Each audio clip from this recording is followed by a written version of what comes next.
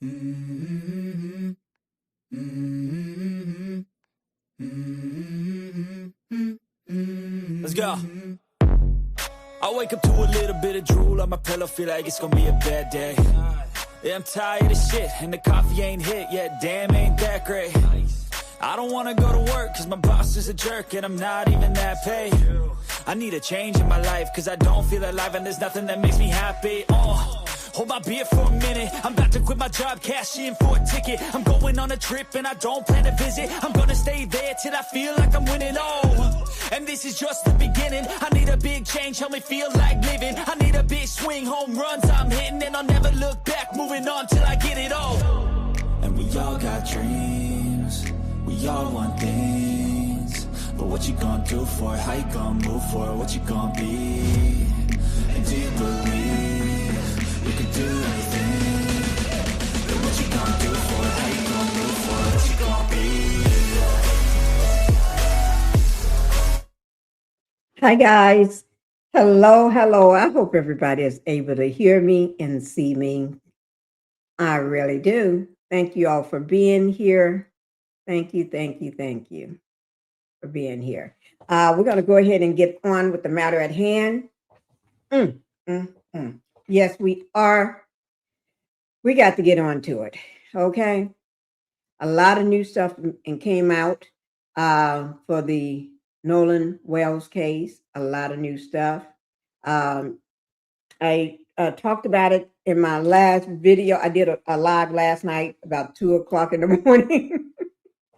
I did about 2 o'clock in the morning. I did a live, and so I want to talk about that too, because I revealed something that everybody else. Well, a few people, a few big, huge content creators with like million subscribers and stuff. They was on it too last night. So I keep looking out this window. There's a big dog out this window, but anyway, running to the side. But anyway, we talked.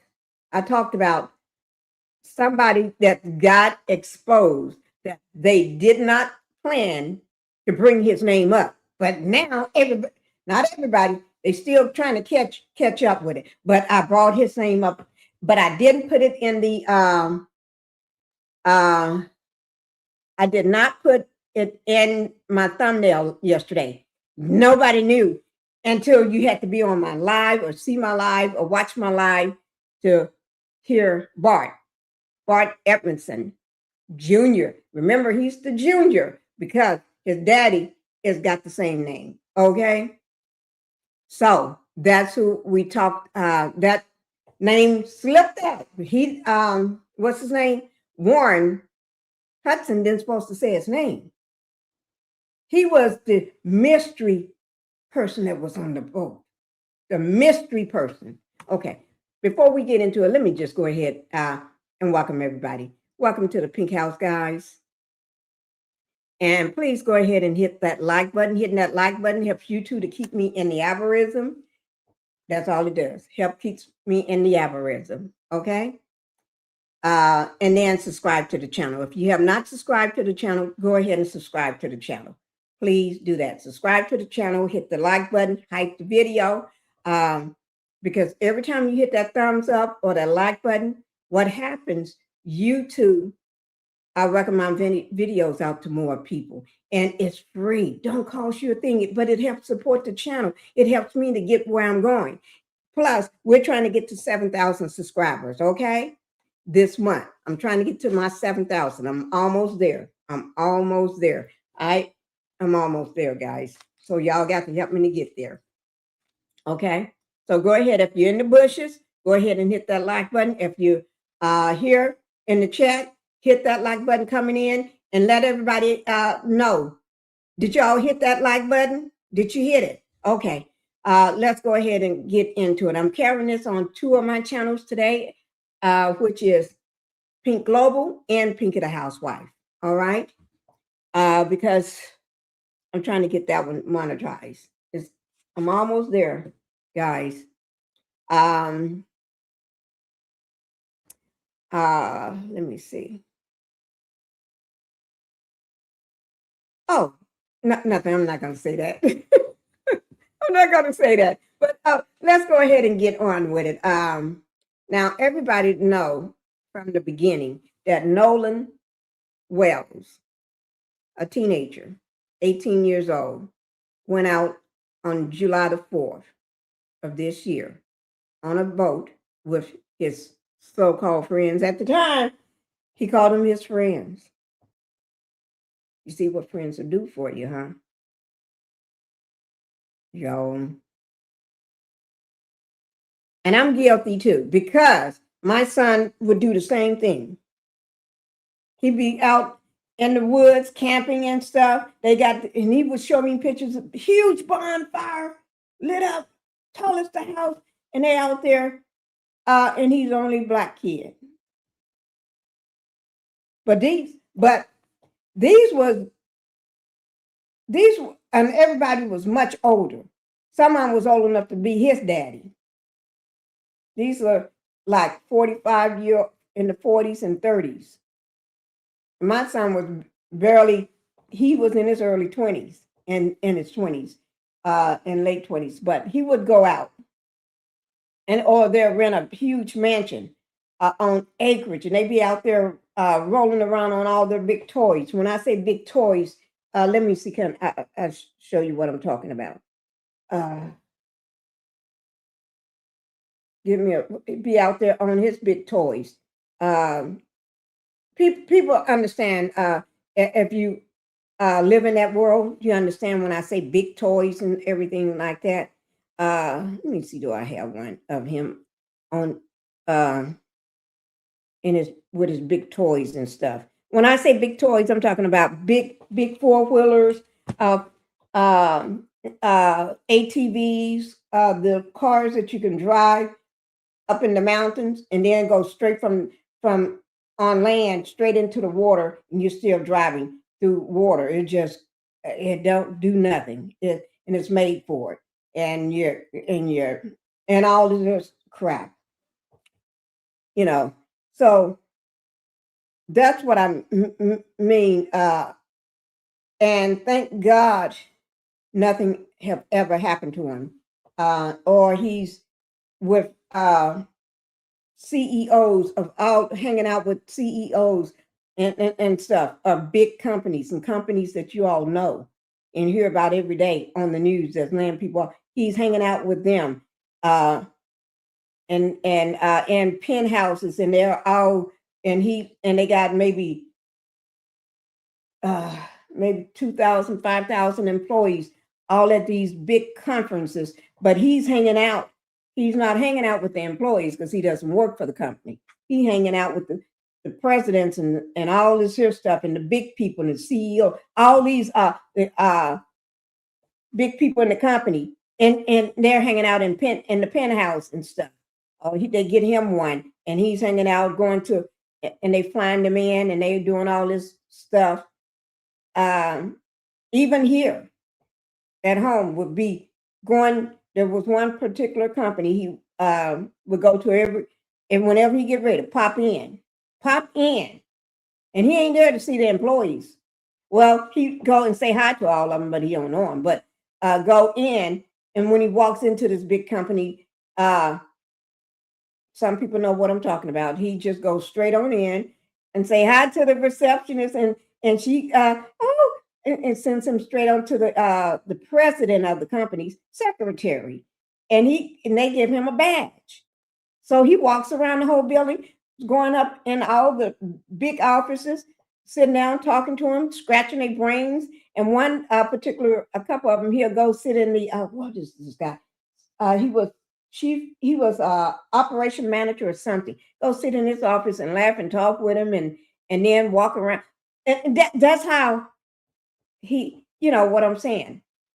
He moved in his younger people would wonder, but that's how he moved. Because in the little small town that we live in, our name have some weight. nobody's going to ask him to leave. Your name got a little weight to it. And everybody know who you are. You go to this school, you went to the school, and everybody know who you are. Everybody, for, what do you call it, homecoming and all this other stuff that would be going on, dances and stuff, my house get filled up with people, the mama, the grandmama, the granddaddy, the aunts, the cousins, the baby sisters, the babies. And I know the minute they have anything, I'm going to have food brought in, catered, everything. Because I know, and people didn't call me and told me that. Nobody told me they're going to be coming, but I just know they're going to come, show up.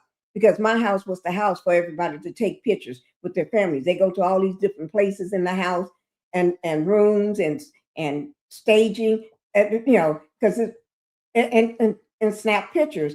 And everybody there, they're all eating. And mama and grandmama, I don't even know who you are, but hey, yeah, you sitting at my table and this and that. And all the kids come, and I have to have my assistant to sit there and get everybody's, we make sure you get everybody, all the kids is going in this limo, big van or whatever, get there. They have to show the driver's license or write the names down. We have to see the driver's license. See your driver's license. Put your name and your phone number. And who's your mama? We write them all down before they leave. Then once everybody eat and take pictures and everything, then they all leave out. And he was the only Black kid. And if there was a few Blacks come to my house, it was only a select few, but he would be the only Black kid, but they all would come to my house. You see what I'm saying? So, and my kids grew up around water. And, we have a pool, but they grew up around water too. Because we had a 50-footer. They're talking about 22-footer. We had a 55. No, it was 50-footer. Is it 55 or 54? No, it's a 50-footer. Huge boat. The kind you couldn't bring out of the water. This one you can't bring out of the water and pull it behind your truck. You can't.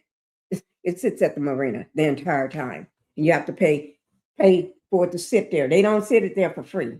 You got to pay. You got to pay for it to be docked there and for safekeeping. Okay, but we're gonna get into it. So I know it's like, and I'm guilty of that. But this have opened my eyes. No, never again, never again. Not in this lifetime. But everybody knew who he was. Everybody still know who he is. Anything he Hank go and hung out one time with the housewives of Beverly Hills. This is Beverly Hills. One of them in California, hung out with them at their parties. We go to their parties with them and hang out, taking pictures with them and everything. Hung out with what's it?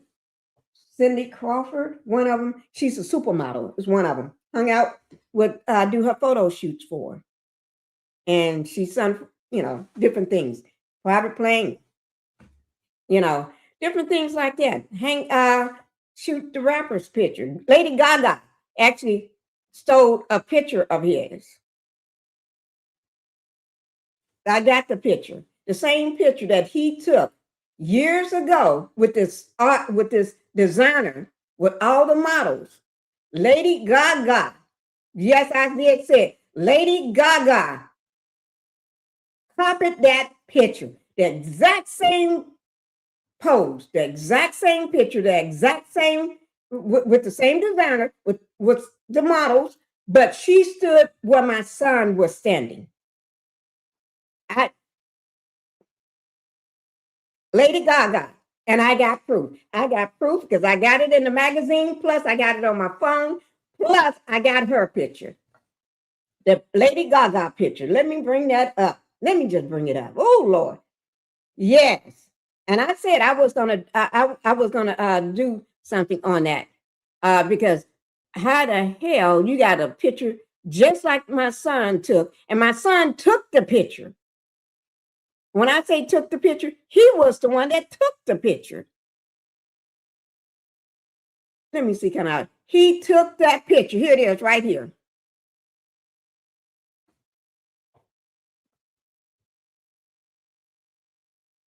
That picture.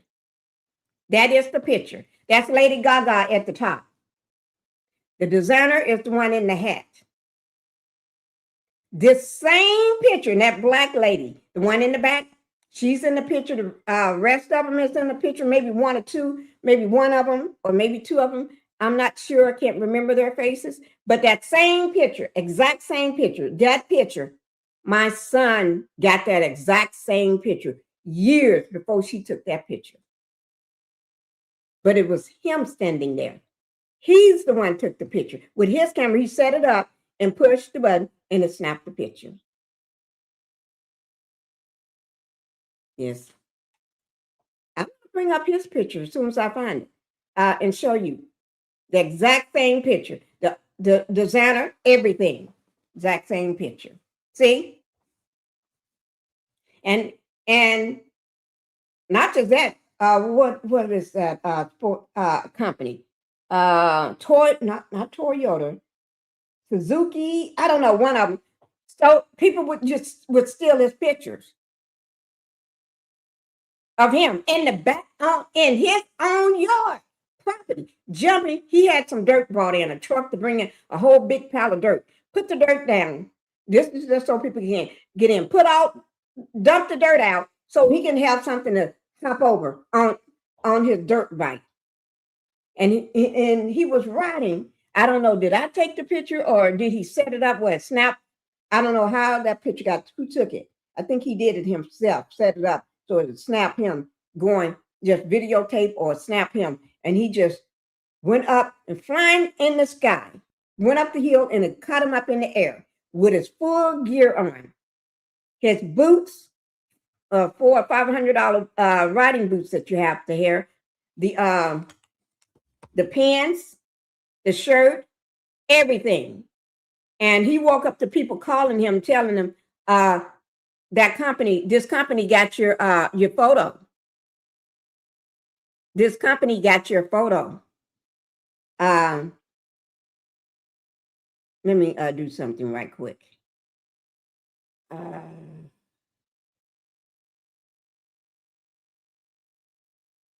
And he pulled up their site, and there it was sitting there on their site as an ad. And my husband had to get involved in that. This is my son. On some of his toys, these are some older toys, but when he ride hard, and these are the older ones. He got all kind of toys. When I say toys, he got a lot of toys. But anyway, so I know that life. My son, to me,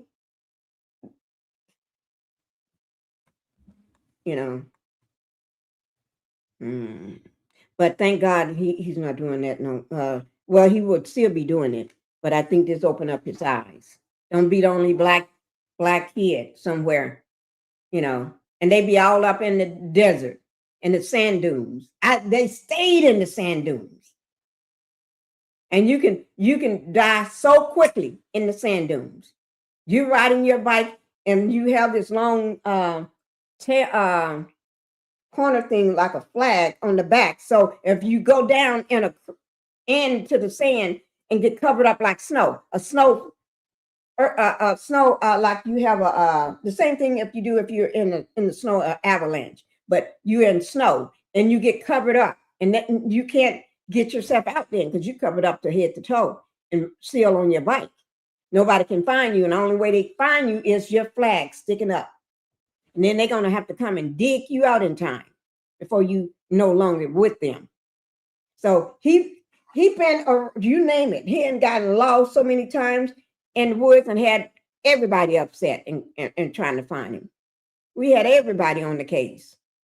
They lost out in the woods, lost on there. And my son, they went out and said they're going to just go out and be back before it gets dark. And he forgot and left his pow, his gun with. He forgot. And they went out. and he left it at the camping site, and they all went. And for hours, they was lost.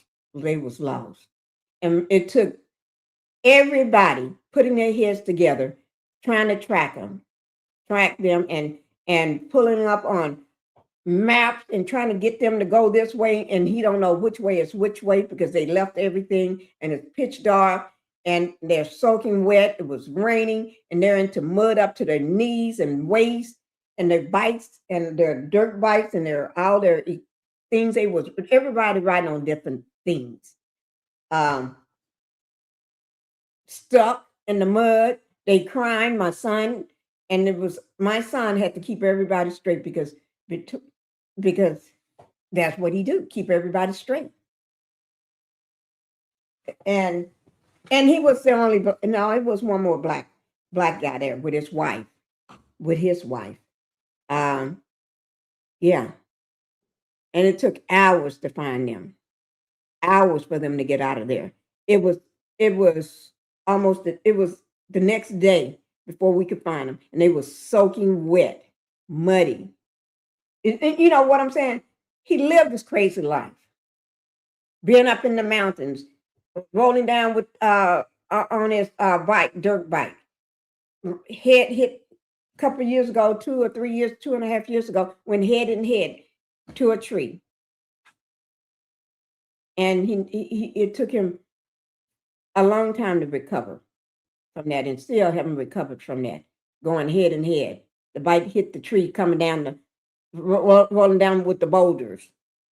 Everybody else go across, and thank God it's still somebody behind him. And then he go across in the mountains. That boulder gave way, and him and his bike going down with it. And next thing you know, the bike slams into a tree down at the bottom. And when it slammed, his head hit the tree. And when it's not here, and they was worried about because his head could push it inside. And he stayed in the hospital for a while, off and on. Every other day he had to go back to the hospital. You name it, he was messed up for a while after that. But then still get right back doing the same thing.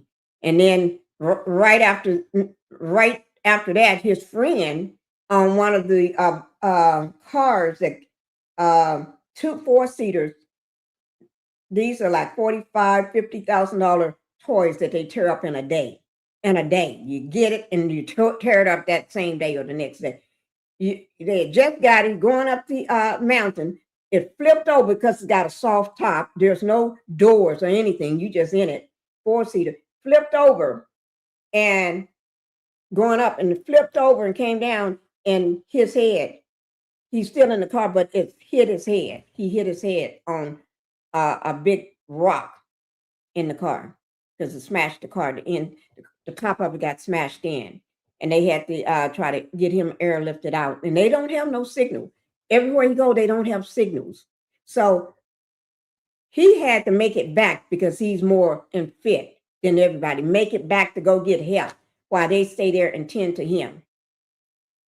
And so he took his phone running, trying to get out of there on his bike, trying to find a way to get out of there until he can get a signal and get them to come and get him and airlift him. He ain't been in so many situations where I always got to get airlifted. Somebody got to get airlifted out.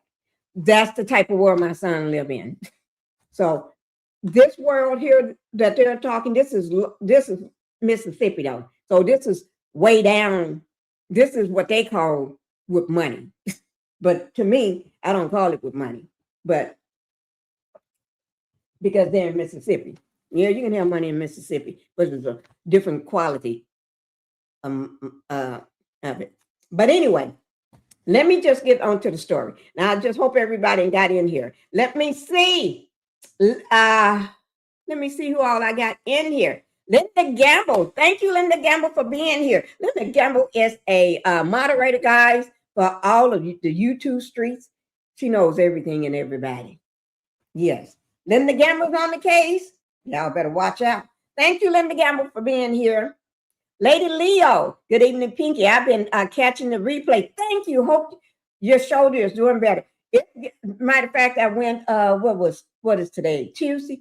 That was Friday. No, Thursday or Friday. Thursday, because my husband came home Thursday. He came from the other house Thursday. So he came home. They gave me another. I had to get a steroid shot in over here because this ain't doing no better. And it was some big stuff. I got to go get some work done on it. But I'm trying. Thank you, Lady Leo. Thank you for watching my replays and everything. Thank you. Thank you. And what you said, tell little Phoenix I said hello. Phoenix is so upset because Grandpa is not here. Phoenix is so upset. Phoenix called him Dad. The Dad. He said Dad. So, but he is so upset that the Dad is not here. Dad is, I think he's in Washington. He went back home to the other house Monday, and then he turned around and flew around lunchtime, went somewhere. He's still there. I think it's Washington, D.C.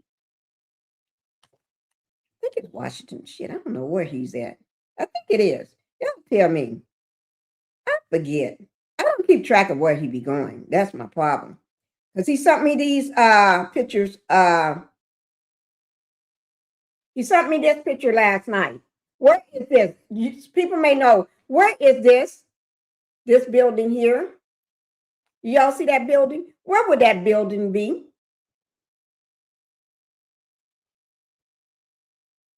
See, he sent me this one last night. He said he is on the he's in a room on the 45th floor. 45th floor. I don't know. That may be somewhere near. I don't know because I don't keep track. When did he leave? He went left going to he's in Seattle, Washington. That's it. Because I'm looking at it.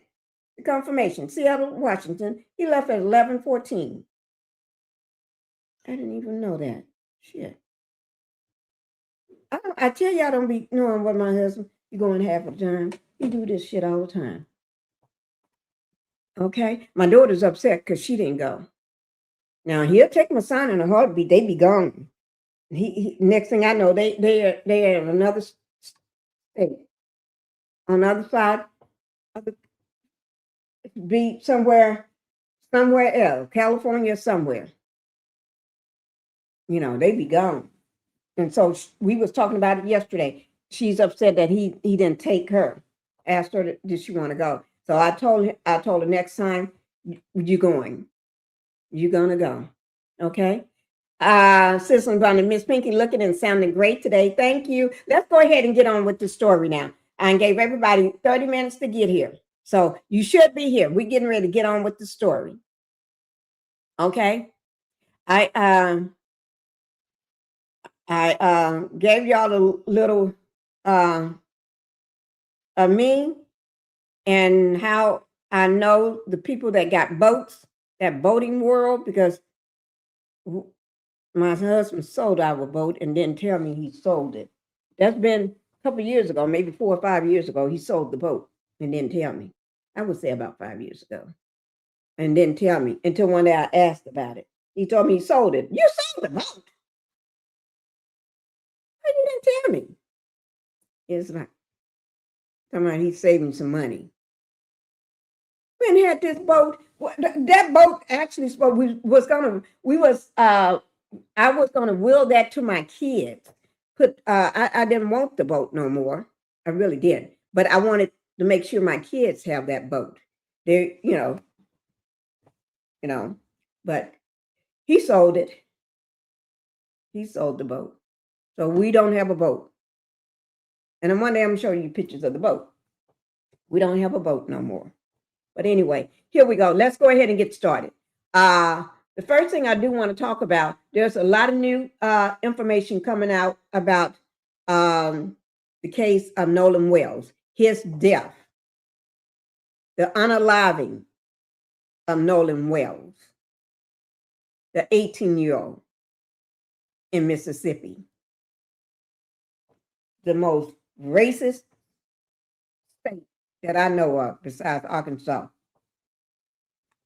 and Virginia, West Virginia. But I know Mississippi.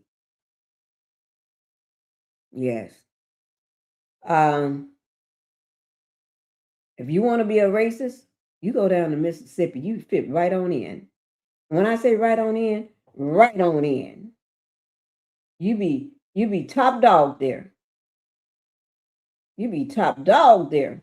Okay, so let's go ahead and get to it. The first video I want to show you, we watched yesterday part 1 of the interview that Hudson did with the officer Tatum. He did a bit, it cut in parts. So we did the 17-minute video last night. I did it last night. And then we're going to finish watching. I couldn't find part 2 for some reason. So we're going to watch part 3. When I find part 2, I'll just drop it for you all. Okay, but we're going to watch part 2 of that video, but also we're going to watch someone else. I got a few things from TMZ that we're going to look at, but we're going to look at Elliot, Connie, Elliot Connie. I've been following him, and he's been speaking. I think he's the guy. He's been on, I hope I'm right, but with Don Lemon. He's been on several people's channel and everything, talking, and he's been talking about the death, the unaliving, and the everything. He's been talking about everything, and he can talk because he is who he say he is. So when he say certain things, he's qualified. He's qualified. Okay, I think he's a therapist or something like that. He's qualified. He's qualified. Okay, and so we're going to listen to that. But first, before we do that, we're going to go ahead and that's why we're going to go ahead and listen to. This is him, Elliot. First, this is a short of Elliot speaking. Okay, a short. And then we're going to listen to him from Facebook as well. Okay. So let me just, give me 1 second. Oh, y'all can't really see him, can you? But okay.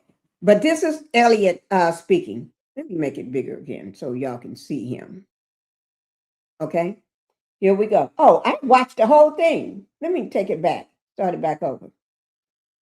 Y'all ready? Unmute it. Here we go. So the girl that Nolan was last seen with, her name is Katie, is cooperating with authorities and is speaking up about what she saw. And according to Katie, they hung out for a little while in the afternoon. And the last thing that she remembers is Nolan telling her, I'm going to my friends and I'm going to leave with them, which directly refutes them saying that he told them that he was going to hang out with some girl and going to find another way to get back to the mainland. So that's a really, really powerful discrepancy that the last person that we know saw him alive said, the last thing he said to me was, I'm going to go back with my friends because we're going to go back to the mainland, which makes sense. You don't get on a boat to a very populated, but secluded, like hard to get to, but populated island on a holiday and just think I'm randomly going to find another way back to the mainland. It doesn't really work that way. So there's so many different stories and so many different things flying around that don't make any sense. I was very glad that somebody sent me the report of the girl. They're calling her a girlfriend. I don't think she was a girlfriend, but they people online are calling her girlfriend. I don't think she was a girlfriend, but girl he met there, and she is fully cooperating with authorities and has let the authorities know that what she recalls the last thing him saying after they were hanging out is, I'm going to go back with my friends, get on the boat, and go back to the mainland. So, I'm in contact with a lot of people. I've been in contact with some of the members of the family, some people in the local area, and some people from the school. People are sending me information, so I'm going to share it with you. I think it's very important that we are aware of stories like this because there are racial undertones in not just what happened that day, but also in the way it's being covered. And I think that it's important that we cover these things in a way that makes this family much more likely to have justice. Perhaps it's an accidental drowning, as I've also heard the sheriff is saying they suspect it was an accidental drowning. That's an early report. I don't know if that's true or not, or perhaps something nefarious or wrong happened.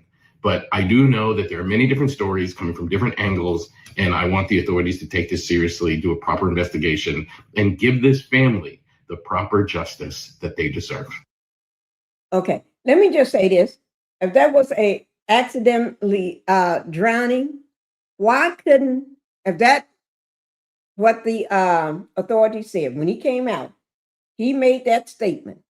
And I think that's what pissed people off too. When he made that statement that this is an accidental drowning. Oh Lord. He lied. But anyway, just making shit up, because that's what they do in Mississippi. They make shit up. But anyway, got everybody pissed when he said that. But if that was an accidental drowning, and y'all so close with the coroner's office and all that, the people that do the autopsy, everybody is at everybody's cookout. You know what I'm saying? But anyway, why couldn't he just, if that was the truth, it'll show in the lungs. You should be able to, when you did that autopsy and started keeping the truth from Nolan's family from having a own independent autopsy done complete, because it's undetermined right now, the cause of death. Because in Mississippi, the coroner there, she knows what she did, kept the lungs and the throat, because you know that what he said was wrong. You know it was no accidental, that was no drowning, accidental drowning. Nolan is a strong swimmer, so you know that was a lie. So that means, that's why, in my opinion, that wasn't turned over or in, because if it's turned in, then that means y'all see that, oh, he's wrong. Y'all know, they know what happened. It's not right for them to ship, and then they shipped his body face down. Totally disrespectful. You don't do that. That's sending a message face down. No, you don't ship the body face down and then you hide it and keeping evidence. You're supposed to send the body complete. But you're going to hold on to the lungs, because then if they see the lungs, examine the lungs, oh, they see there's no water in those lungs. And the throat, you see that picture with the back of his head. Where's that picture with the back of the head? Right here. There's no reason for this here to be that red scarring, red mark, red discoloration wouldn't be back there, right back there at the back of your head like that. So you decide to keep all of this, that throat and the lungs. Oh, y'all playing dirty. But we see y'all playing dirty. We know you're playing dirty. Okay? We know you're racist and you're playing dirty. Oh, yeah. I forgot. Y'all see my shirt I got on? 7th Avenue Beauty. The Squad. Do it say anything on the back? Oh, yeah. I didn't even realize that. I didn't even realize. Look, guys. Y'all see the back? It says, "They're not like us" on the back. I didn't even, they're not like us. I didn't even realize, I didn't pay too much attention that I had the shirt on, the hoodie on. My daughter grabbed this one for me to put on. And I just, okay. But anyway, let's go ahead. We got to that one. I want to, and then let's go ahead. I want to get these little shorts out of the way so we can watch the right video.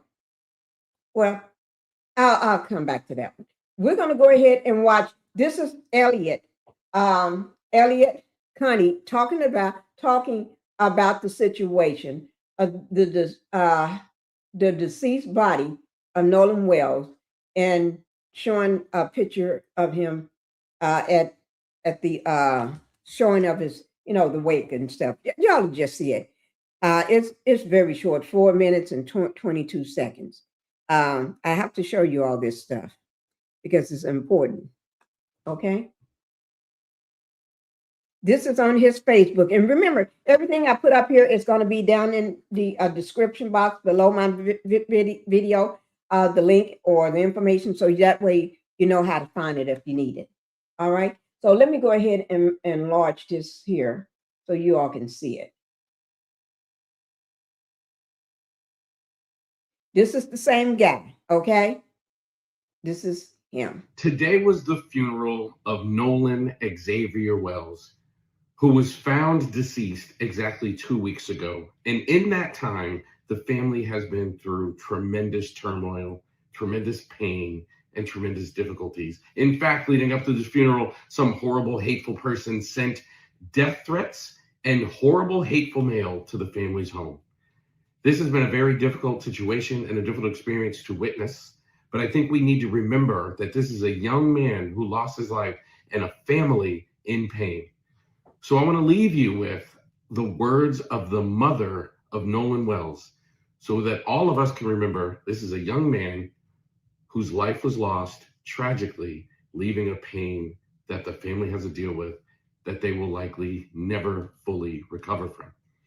The funeral was covered by Tyler Perry, who also, I've heard this morning, has added $50,000 to the reward for anybody who brings about evidence that leads to a conviction or an indictment or leads to the truth of what happened for Nolan Wells.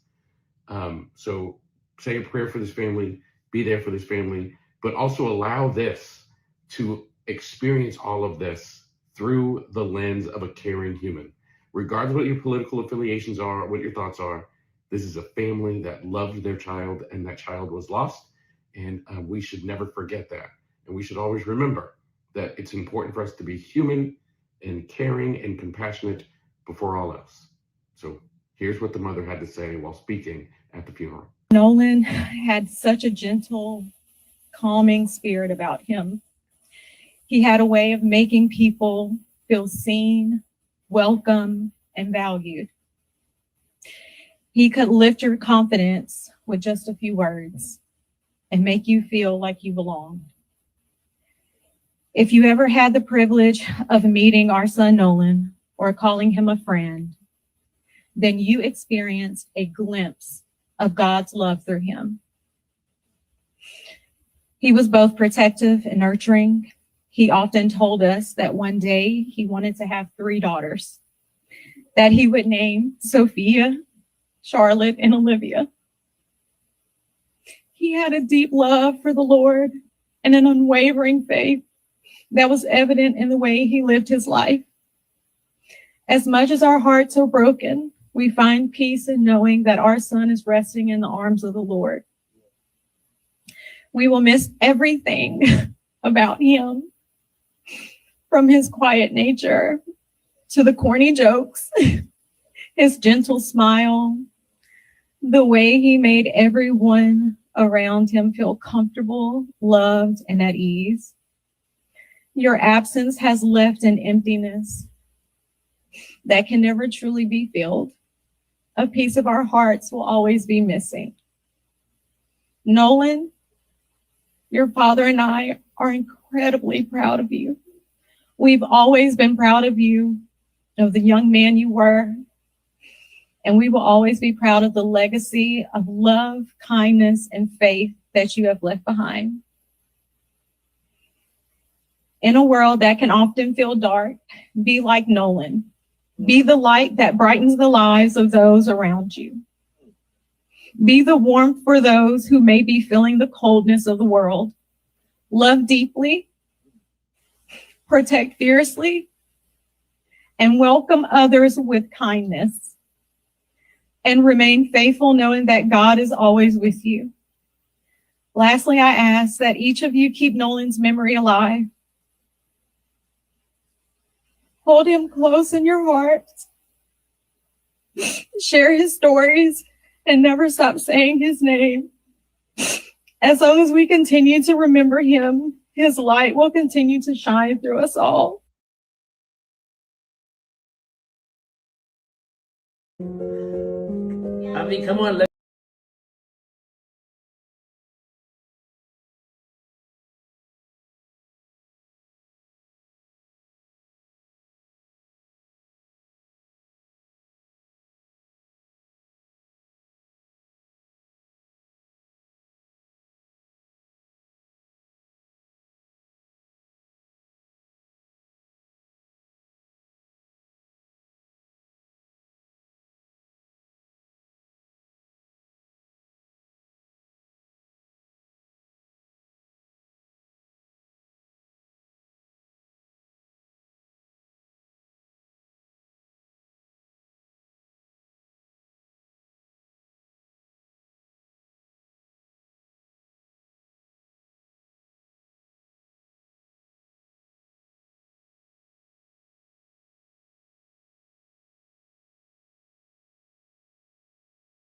Thank you for letting me know I was muted. Thank you, Terry. Thank you. That's what I call Terry. Terry got my back. She got my back. She's gonna make sure that Pinkie knows. I did not know I was muted. Thank you so much. But as I was saying, we last night I did go live and I did bring up the information on I did show the NP. I did show the video Officer Tatum with the, what is it? The video part. I showed part 1. For some reason I couldn't find part 2. So this is part 3. When I find part 2, I'll make sure we see it. And then we're gonna after we get through with Warren Hudson's lies and demonic look and stone cold heart in his interview and his talking, he's on I can't stand him. Lord, which one you can't stand, Terry? Which one? Because I ain't saying nothing. Because I'm with you on that. But which one? You let me know. Okay? But anyway, so we're going to watch this part 3 and everything and get it out of the way.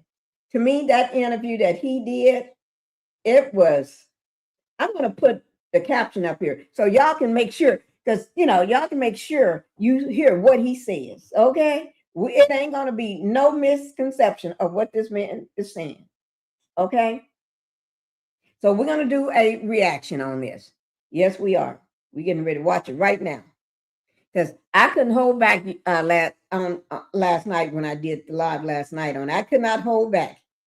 Oh, I thought it was, you know what? Everybody is saying the same thing. Everybody. I don't care who you are. I don't care how nice that content creator is or that blogger is. They all are saying the same thing. When everybody's saying the same thing that don't know each other personally, something is wrong with that. Something is wrong. So he must be doing something wrong. I don't know.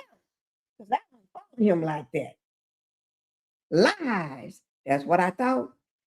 There's one don't do nothing. He's doing a cover up. And one is trying to cover up for, in my opinion, him. Because in the video, he's been calling him Buddy. This is who he calls Buddy. So when you hear him say Buddy, this is Bart. And he accidentally said his name. And then he said he had to go ahead and just let it say because he had already said it. But then he'll still call him Buddy. He be skipping around on stuff. This is, I'm glad they are recording this stuff Is this all going to come back and bite them in the ass?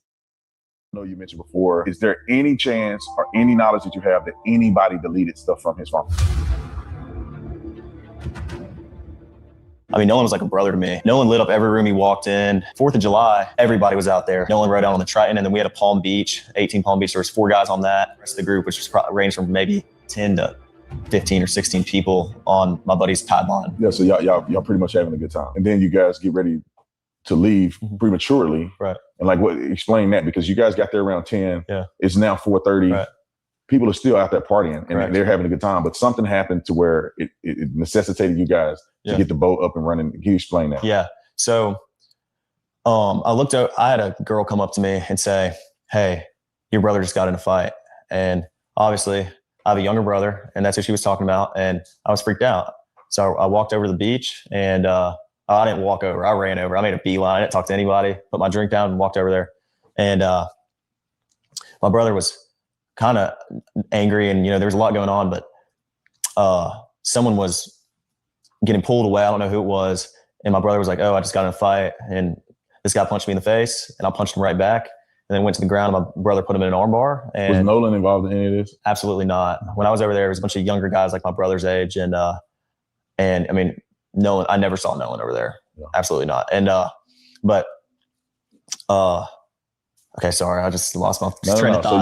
So you get ready to go. There's an issue with the boat. Okay, yeah. And this is what this led up to that. That's what I'm saying. So the fight happened with your brother, or the scuffle. I'm assuming that it was cleared up. Right. You got your brother out of that situation, and then how did you find out that this boat is sinking? Well, I walk back over, and like we're probably around each other for a little bit. I mean, I wasn't thinking anything about it. I told my brother, I pulled my brother off the beach, and I was just like, "Listen, get in the water, hang out with us, calm down." I mean, he was calm, but I didn't want anything else to happen, And you know what, Terry?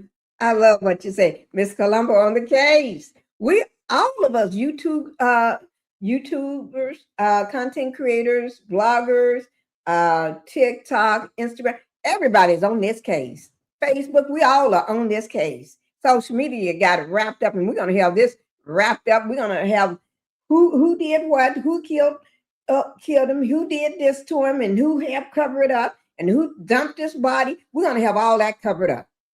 We're going to have all that wrapped up. And the officials in Mississippi, they're playing because they're playing games. They ain't doing what they're supposed to do. They are playing games. So because they want to play games, we're going to go ahead and have this thing wrapped up. Don't worry about it. We're going to have it wrapped up. Okay? Yes, ma'am. We are. We're going to have this wrapped up. They want to play games, but we're going to wrap it up for them. Okay?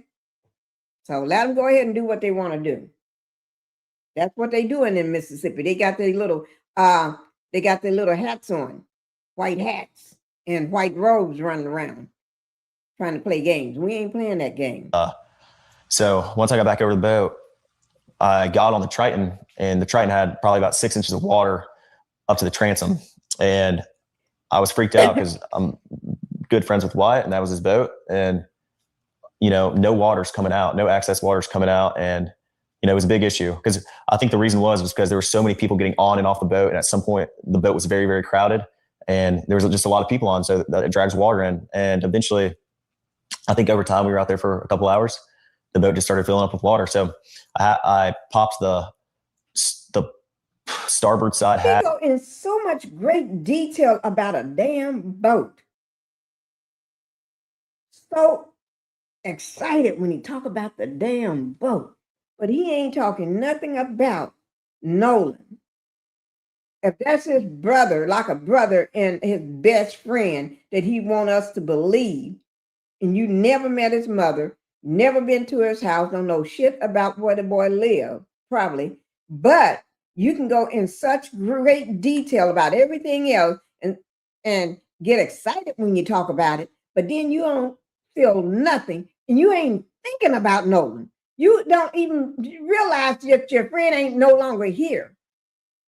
You done disassociated yourself. You done put yourself in another realm. It's like you done split off now. That part of you is where what happened to Nolan is not around no more. You're in another personality right now. and you're following those talking points, and you've been staged, and you're staged like you just put there just to rehearse the questions and the answers that somebody told you. No matter what they say, this is what you're going to say. No matter what questions they bring up about Nolan, you don't answer those questions. This is what you say in his plays. They use best friend so loosely, and then don't give a damn. Haven't sent a card, condolences, no flowers, no nothing.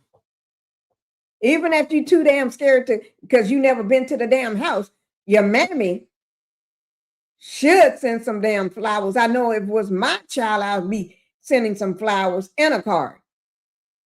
And on the phone too, yes. Because I'm a mama. And that's, my child is just 18. These are young people. No. I've been got on my thing and sent some flowers to the house. These y'all don't trust them people. These are some food. Actually, the battery was completely underwater. And so the motor wouldn't trim down. I mean, my buddy would go to trim it down from the console, and it'd trim down, and then it'd come right back up. And so wife's trying to throw a rear anchor, so we're caught, and he's, yelling at people. Everybody's kind of freaking out. And eventually I'm like yelling at other people, trying to tell them, calm down. Like, the boat could possibly sink, and I'm not paying attention to everyone around me. I was paying attention to my buddy's boat. And that's what all my other friends that were on that boat were doing, trying to solve the problem. So you're on the boat now. The water's getting up to the point where the boat may be disabled to where you couldn't get it out from Horn Island. So what happens after that? Wyatt jumps in the water, tries to throw a rear anchor, and my buddy Byron, you're sitting looking, trying to pull trash out the. You see, he said it quick. My buddy Byron, he didn't even get the name out. He couldn't even get the boy's name out because he trying to not say his name. My buddy Byron. My buddy Byron. But you can say everything else so clearly. You don't supposed to say his name. You don't supposed to say this kid's name right here. You know what'll happen to you if you say his name. Y'all was told don't say that boy's name. There you go, right there. Don't say his name. He trying to be a football player. He ain't got time to get swept up in this shit with y'all. Because y'all doing some devilish shit. Unaliving people, allegedly, and in my opinion. And it's for educational and entertainment purposes only. Yeah. Y'all doing some devilish shit. Sitting there like a demon, cold, stone cold. Bilge, and the bilge is basically a pump that pulls the excess water out the boat. So the bilge was failing to work. So any excess water was just sitting in the boat. It wasn't getting pumped out. And I looked over the gunnel, and I looked at the release hole for the bilge, and it was even with the water. So, I mean, we're all freaking out. All of our, we're not focused on anything else other than the boat. Well, then eventually my buddy Bart on the tide line is like, I'm going to pull y'all out to where we're out of all this, all this chaos. Cause we left at 4:30 and there were still just as many people there, if not more than when we got there. I mean, probably around the same amount. I mean, it was crazy. Like there was a lot of people. And eventually Bart pulls us out. We left at 4:30, but we really weren't pulled out away from everybody. We were probably about a quarter mile out, and we had the towing strap pulled from, Bart's port side cleat or starboard side cleat, and he was on our starboard side bow. And so it was rubbing on his power pole. So Bart turned around, pulled up next to our boat, and we were just trying to get it situated. So that's when Wyatt called Cito, and Wyatt was like, calls him, because the cell service isn't great at the island, but you can use your phone, but stuff might not descend. And it's not great. You got maybe one bar, it won't work that well. But once you get a little off the island, you have cell coverage. And even on the island, like I called my mom when we were on the island, it was fine. Like we had enough cell coverage to make a phone call or shoot a text over, but you don't have enough cell coverage to like send a picture, for example. So what? So I want to go back. I want to touch on that real quick because the phone thing came up at some point. And so was it when you guys got off the boat? Yeah. I mean, were people taking their phones off the boat, or is that not typical? Because I know that Nolan's phone was left on the boat. Right. Even though, after you guys had left. So can you explain that? Because I think people need to understand this a little clearer. Yeah. Was it typical for people to have their phones left on boats, or did they keep their phones in the water? Yeah. I mean, everybody kind of goes out to the island to get away from, their phones and everything else. I know I got on the boat to get away from, just the regular world. And no, when you're waist deep in water, no one's carrying their phone in their hand, especially at Horn Island. The water has been very, very murky because of the rain. And when it's just very risky. If you're gonna have your phone in the water, some people might for a couple minutes and like maybe taking some pictures of each other. I know a lot of girls like to take pictures in the water at Horn Island. Guys do too. Like people like to take pictures, and but a lot of the pictures you see are on the boat for a reason. And so, no, I mean, if someone is on their phone in the water, they're using it real quick and then putting it right back on the boat. We were all waist deep in water. No one's sitting there scrolling on their phone. I never saw that once, and I've never seen that once. And I've been out the Highland my whole life. I mean, that's just not something people do. People aren't on their phones, and everybody has their phone, yes. But it's always on the boat. No one's getting off the boat with their phone. So you guys get ready to leave out of there, getting towed out. Yeah. And then where's Nolan in this situation? Well, the last time I saw Nolan was 3:00, and Nolan was cradling a girl in his arms, Katie. Katie. And Katie. He said Nolan was cradling a girl in his arms. Oh Lord, y'all better listen to this, because Katie said something totally different. Totally different. This is when the lies, this is when the stories do not compute. They are not matching up. They're not matching up at all. And you ask me, why didn't they show up at the funeral? Because they all know they're guilty, in my opinion. If you didn't do nothing to him, you wasn't there, and you had nothing to do with it. Because the person that did something to him, they're not going to show up at the funeral. So that means you ain't going to show up either. But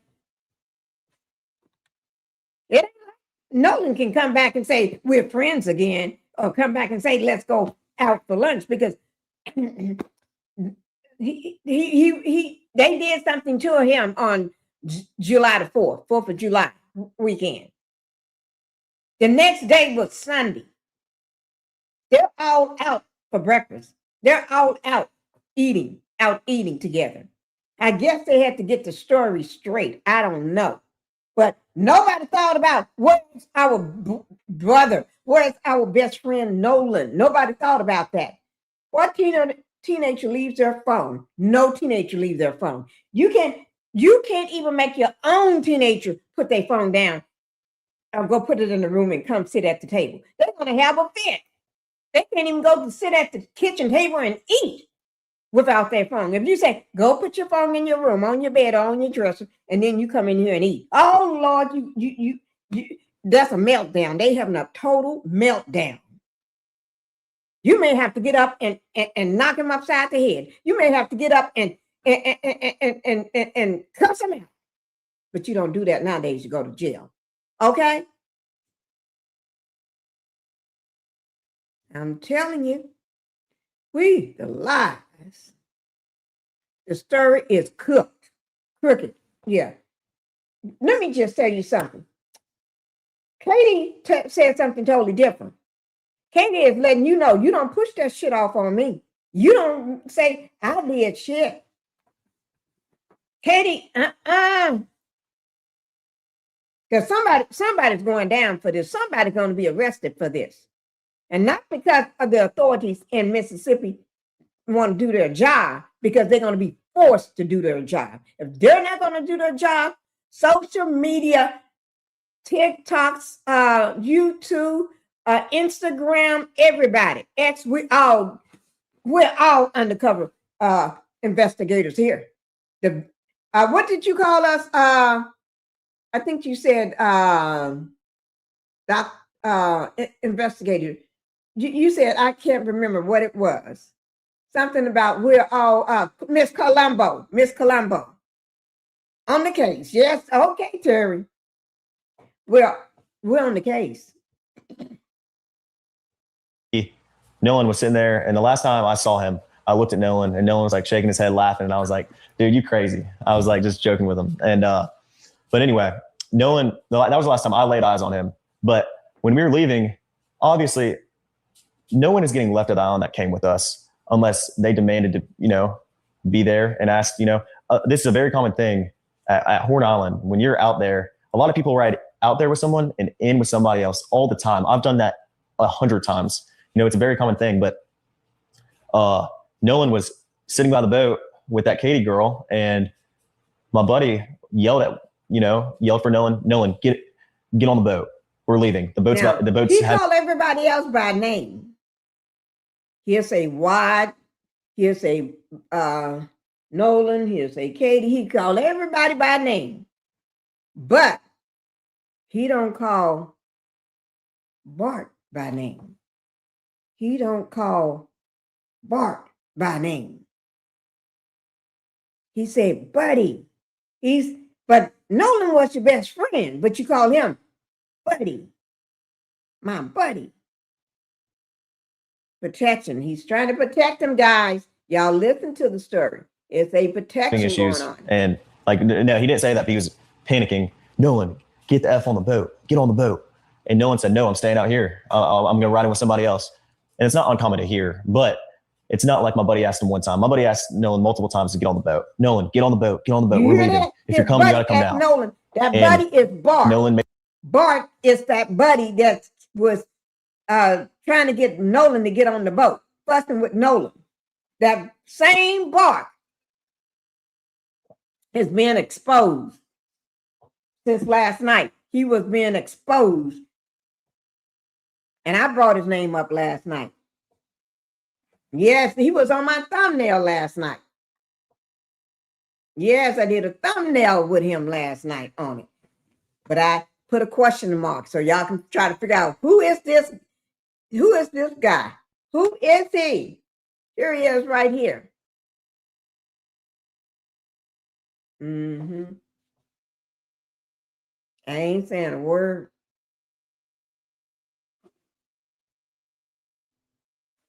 I'm not saying a word. A decision to stay out on the island. And like he said, how many people heard that? At least just 5. Everyone that was on our boat right there, because the Palm Beach had already left. My buddy went ahead and went home on the Palm Beach, and 3 guys on the way back. And Nolan wasn't the only person to ride out there with us and in with somebody else. We had multiple people in our group that rode out with us and rode in on someone else's boat. And that, like I said, that's not an uncommon thing to do. A lot of people do that. I could name probably 50 people out there that day that ran out with somebody and ran back in with somebody else. So, it's not like it's an uncommon thing, but it's not like we just left him there or my friends just left him there. Nolan made a decision to stay on the island after my friends asked him multiple times and told him to get on the boat, and he decided to stay.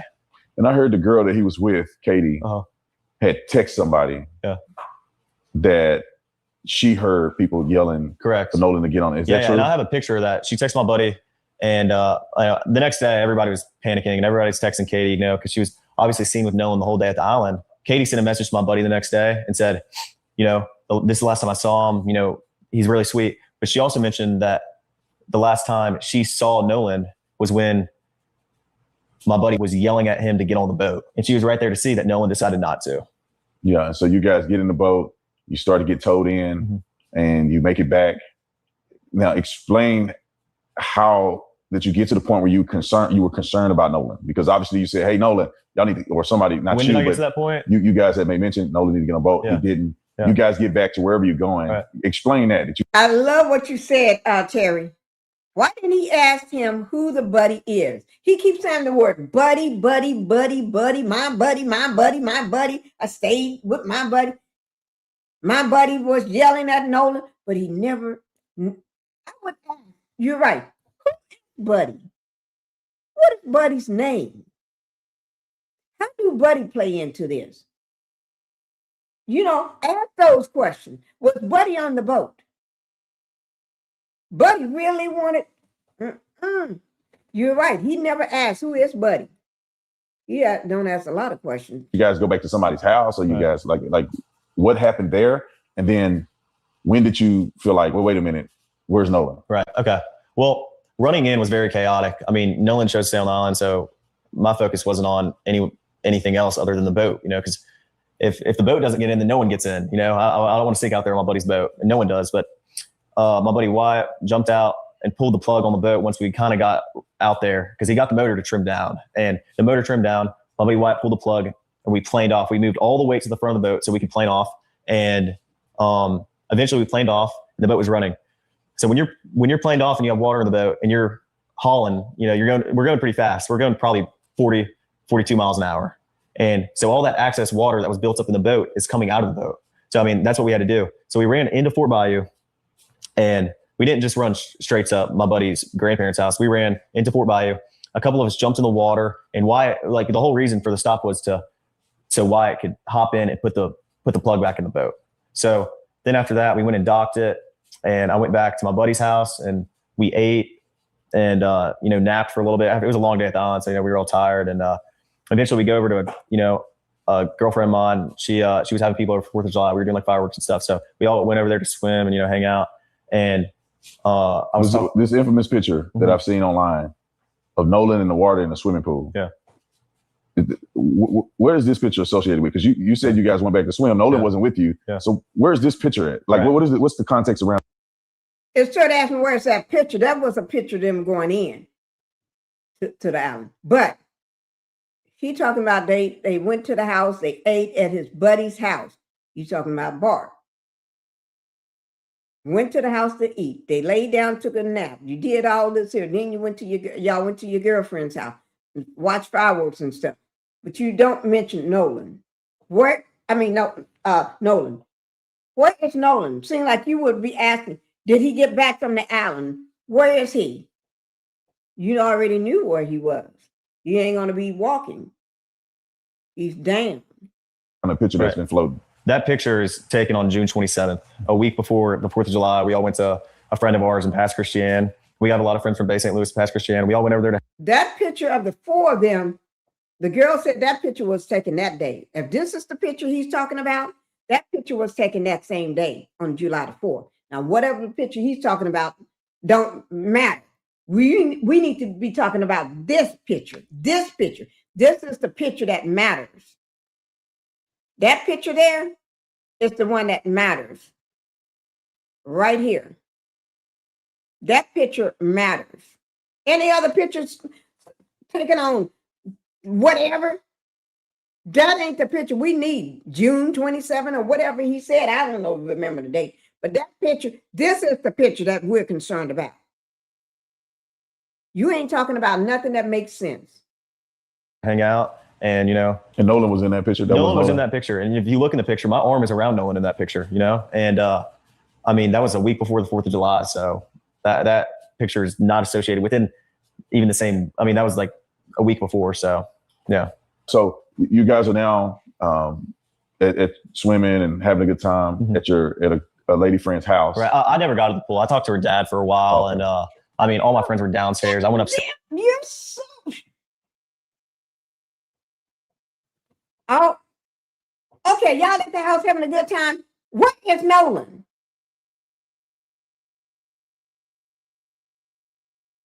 All my friends was downstairs. I don't want to get... This boy was rehearsed before he even got there. He's going off his talking points. He ain't going to divert from that. He ain't going to answer no questions. And this ain't hard enough for him. Talked to her dad. We were talking about boats and stuff. And, I've been with my friends all day. I was just talking to everybody. But so you talked to the young lady's dad, and then how long was it before you realized, or you guys realized that, where's Nolan at? I went back downstairs and all my friends were just hanging out. And my buddy Wyatt had addressed, talking about Nolan. And I was like, well, where is Nolan? Have y'all heard from him? And he was like, no, we haven't. And I was like, okay, well, it's a little concerning. Like, I'm not freaking out or anything, but I'm trying to find out where Nolan is. So I texted Javon and I was like, hey, and also a couple other buddies that I had at the island. I was like, hey, have y'all seen Nolan? Did he ride in with y'all? And all the boys were like, no. Well, I texted Javon and I was like, hey, can you send me Miss Christine's number? Because I haven't heard from Nolan. And if she hasn't heard from Nolan, then I'm calling the Coast Guard. And so eventually Javon sends me her number. Who is her? That's Miss Christine. Miss Christine is Nolan's mom. Nolan's mom. Yeah. And I walked down to the dock because there was a lot of people today. It was not a lot, but there was probably 15 of our friends there. And I was just like walked down to the dock with a couple of my buddies, and I got on the phone. I called Miss Christine, called her the first time. She didn't answer. I called her a second time, and I got on the phone with her, and I asked her if she had heard from Nolan. She said no. And I said, all right, well, don't freak out. I'm going to call the Coast Guard. And this was at about 11 o'clock. So what's your intent in calling the Coast Guard, right? Because right now, Nolan could be with a chick. He could be with somebody else. Right. He could have gone back with somebody else. What made you concerned enough that you felt like you couldn't weigh it out anymore? You had to call the Coast Guard. Well, I mean, like I said, my friends and I have been on the water our whole life. Stuff happens. People die all the time. I know people that have died out there. And, it's a fun place to be, but it's also a very, very dangerous place to be if you're not handling it right. And Nolan, so I hadn't heard from him. And obviously, I'm thinking I'd way rather be safe than sorry. I mean, I would rather call the Coast Guard 100 times and lose my mind over it, and my buddy be okay, than, not, and me not know where he is and him not be okay. And so I called the Coast Guard, and I talked to them on the phone for like 20 minutes, gave him a description, what Nolan was wearing, the last place we were at, the last time I saw him, who were we with, what boat we were on, the conditions of the water, just a summary.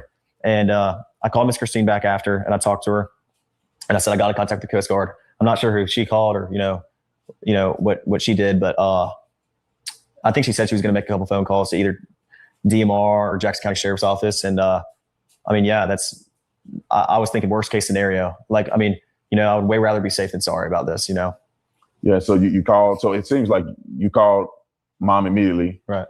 Probably the first phone call that she got from anybody. That's the first phone call, like at least I made. And I would assume that's the first phone call she got from anybody, because Javon hadn't called her. And, there's nothing wrong with that, but Javon hadn't called her. And I was just worried about my friend. Stuff happens out there, boat problems, it could be anything. But there's a lot of stuff that happens out there, and I was just worried about my friend. And so you guys made that call, nothing that night. And I'm assuming you wake up the next day, and then what happens? I wake up the next day at about 7:30, and my dad had texted me, because obviously Nolan's photo was all over Facebook, and I just saw it everywhere, and I was freaked out because I was like, oh my gosh, I assumed Nolan's just we had been drinking all day, and that he's just sleeping somewhere, and that he's okay, but I didn't want to believe that if we didn't know for sure. So next day I woke up, and my stepdad walked in my room. He said, hey, have they heard anything about Nolan? What's going on? Because I hadn't spoke to him. And he was like, I was like, yeah, no, I don't know. I had just gotten up. And he was like, all right, well, we're going to get on the boat and looking for him. And I was like, okay, yeah. So I got my buddy Ricky, I got my buddy Brooks, and I got my buddy Jax. My mom came on the boat with my stepdad and I, and we all went out there and looked. When I got out there was dozens of DMR boats, helicopters, planes flying over Horn Island. And this wasn't just Horn Island. There was also Ship Island they were looking at, I'm sure, and Chandelier Island, Petty Boy. It wasn't just Horn Island specifically, but where I was at Horn, there were boats everywhere, and not just random boats, but marine resource boats and, cops and, the whole nine. It wasn't like there was just a couple boats looking for Nolan. There was planes and helicopters and, everybody. So. And then after this, obviously they didn't find Nolan that day. Right. And so what was your reaction like when you heard the news, or how did you hear the news that they found Nolan's body? Well, the next day, it got to be about 1 o'clock on July 5th. And I was like, my mind started to turn. I was like, man, if he's not awake yet, where is he? I got very, very worried. And, I was with my buddy Brooks the next day, and we're driving, and my buddies were texting my group chat. They were like, hey, listen, and then I got a phone call from my buddy Trace, and he was like, hey man, they just found his body. Mm-hmm. And I was like, I wanted to have hope, but it was really, really hard to have hope when they haven't found your buddy in the last 2 days. And, but there's still a little bit of hope there, maybe, he's not gone, and maybe, he's okay. But my reaction was just, I was with my buddy Brooks, and I broke down. I haven't experienced death a lot, but especially with someone I'm as close with as Nolan. But he ain't showing no emotion. They just found the body 2 days gone by, and you still haven't even done shit. But you are not showing no emotions. They found the body, but when you find out it's him, but you don't show no emotions. If my best friend, my buddy, he's been missing, and then they just found the body, I want to be all over the place. I've been all over the place even the minute I don't see him. I've been looking for him a long time ago. 2 days wouldn't have to go by, and you still going on by your married life. He ain't showing no. This is y'all know I'm not a doctor. I'm not in the medical field. I'm not a psychiatrist. I'm not a detective. I'm a housewife. But in my personal opinion, he looked like he talking like he's a psycho. That's just my opinion. Okay? And it's allegedly, but he looking like he looking and talking like a psycho. I mean, I broke down and I sat there on my buddy Brooks' shoulder and I cried. And I was upset. I made a couple phone calls to my buddies and checked up on my buddies because, you know, I care about my buddies too. I mean, like we're all experienced this. Like we all realized at the same time. We all heard the news at the same time. Like, you know, he's gone. And so it was really, really hard on me. I mean, I've never experienced something like this, and it was traumatic. I mean, I could tell you where and when I was there, when I got that phone call, you know, where I was. And I just remember like, it was insane. Like I can't even put into words how upset I was, you know, and how upset my friends were. So. And then comes the stories and the backlash and the craziness. I mean, you guys are now hearing that you're responsible for it. You did it. You killed Nolan. So what was the next step? Did you guys ever engage with police or? Yeah. So the first time I talked to the police was July 7th. I talked to the lead investigator and I told them my whole story, top to bottom, dotted every I, crossed every T. I told them everything I knew, every little detail. I mean, everything I could, you know, tell them to try to figure something out, you know. Well, you don't want to talk to the cops or? No, of course not. You know, every person that was included, especially, you know, the guys that you see on social media, everybody cooperated with the police fully. You know, Nolan was with us on the way out and he rode out on the boats with us. So, I mean, we were the first people to get questioned. I mean, we cooperated with the police the first time they called us and, you know, we talked to them, you know, as soon as they needed and we were fully cooperative. And we see Benjamin Crump coming to town, made it about race. Right. What's your feeling about that? Do you think that any of this has anything to do with race or, because I mean, obviously something happened to Nolan. It appears that you guys may not have been involved at all. Well, I say may not. It's no evidence that you were involved at all. You guys had left. Right. But do you think that there's a racial component to any of this? Of course not. I mean, I think if Nolan ever felt the most little bit uncomfortable around us, which we never gave him a reason to, but if he did, he wouldn't hang out around us. But if you go look on, you know, like my friends have had Nolan posted all over our social medias, you know, since freshman year in high school. Like if Nolan ever felt uncomfortable with us, why would he be hanging out with us all the time? I mean, every day we're back from college, we hang out and we're around each other all the time. So absolutely not. I would never look at Nolan any other way than I would any of my other friends. I mean, he was like a brother to me. You guys have been interviewed by law enforcement. All of you guys have given statements. But then I think that there's a part associated with this that's being rumored out in the public, and that is the situation with the cell phone, potential deletion of messages. When did that occur, and what happened there? Okay, I guess they're going to pick that part back up in part 4. Okay, that part I guess is going to get picked up in 4. Okay.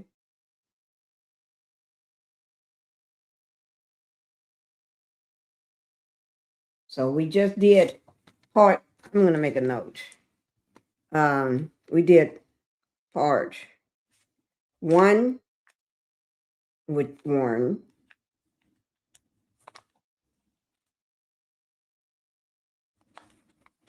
And we did part 3.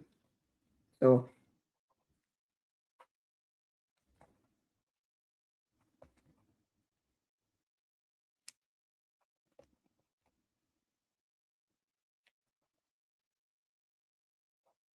okay, so we're gonna watch part 4 tomorrow.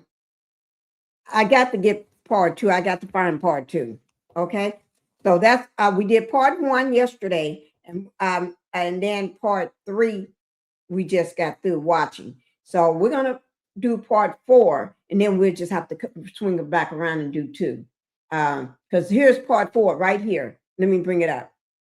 If you see it right there, we'll say part 4 coming soon. We'll watch. I already seen part, not seen it, but I already started. So we're gonna watch part 4 together.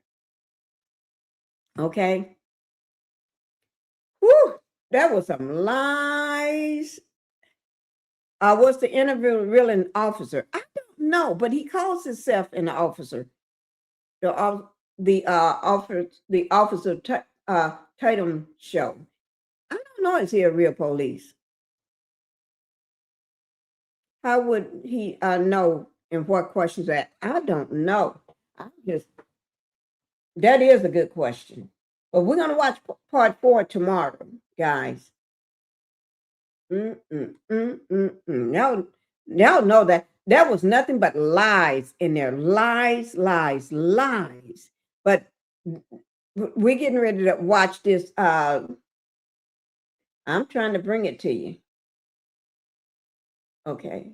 I'm trying to make sure I bring y'all what you need so we can make an informed decision. 10 hours ago. I do want to see that. That's 8 minutes. That's 8 minutes. I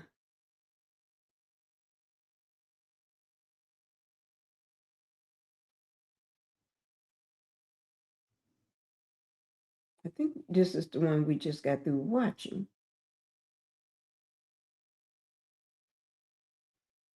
Okay, this is about the other guy that did an interview. And I want y'all to see this. And then this is the guy that the mama said she don't know him. I don't know him. Teresa Wright, thank you. He's a retired popo. He's a retired popo. Thank you, Teresa, for coming in to let us know. Because, you know, Terry had just asked that question. And I didn't know. I'm just wondering, is that just what he calling his channel, his show, or what? Thank you. So he's a retired popo. He ain't from Mississippi, is he? What state? Do y'all know what state? Is he from Mississippi or what? Because he did some softball questions to me. Softball.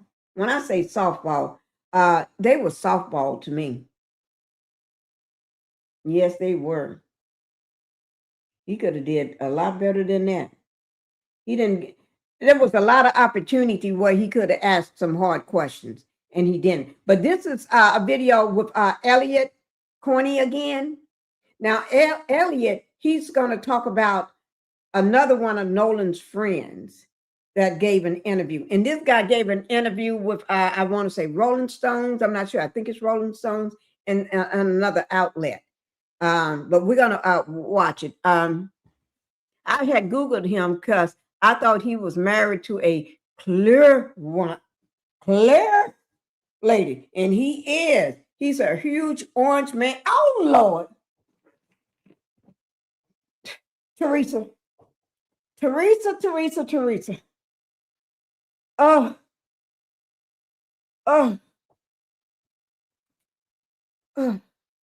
Let me gather myself. Right now. No, that's what I knew. Let me just tell you, I knew something was up. But you know how you don't want to say shit? Because you don't know what you think may be right. I'm not talking about him married to clear skin. Shit, I didn't know that either. But that shocked me. No, it's not. Don't shock me because he acting like one of them. Acting like he don't know what's going on. Oh, thank you, Teresa. Oh, my Lord. Let me just let me take a spill right now. Well, let me put this on while I take a spill. Gather myself. Okay, this is only 5 minutes and 10 seconds. This is another friend of Nolan's. Okay, it's only 5 minutes, and I'm gonna rest my nerves on that one.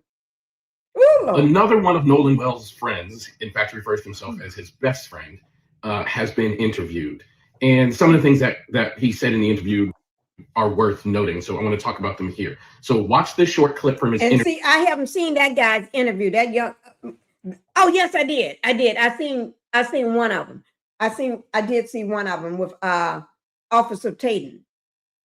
I saw his interview with him. But he did other interviews, 2 or 3 other interviews. And I want to see those. Okay? Exactly. That's why I Googled him. I'm glad you did. And wasn't sounding right in his question. I'm glad you did. It didn't sound right. You, and then stick around. Let's talk about it. Did you have anything to do with Nolan's death? No. This Do is you- the interview I saw right here with Officer Tatum, right here. Let me write something down so I won't forget. Because I'm gonna make a date so we can watch his interview.